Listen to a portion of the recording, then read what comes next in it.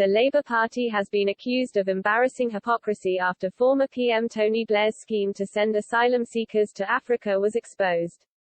Sir Keir Starmer's party has been highly critical of Boris Johnson's plan to send migrants crossing the English Channel to Rwanda for processing. However, back in 2004 it was reported Mr. Blair considered a similar idea to process migrants near their home country before they travelled to the UK.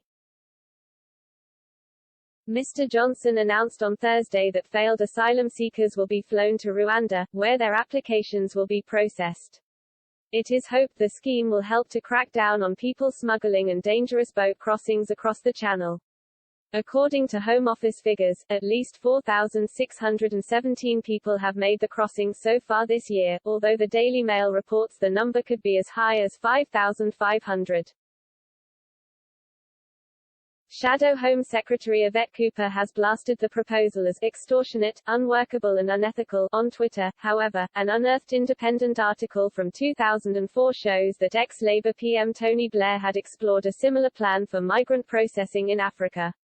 At the time of his premiership, Mr. Blair reportedly offered Tanzania an extra £4 million in aid if they opened an asylum camp for Somali refugees to have their applications assessed before they made the journey to the UK.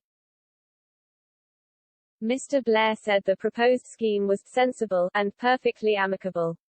Tory MP for Bassetlaw Brendan Clark-Smith called the revelation embarrassing on Facebook.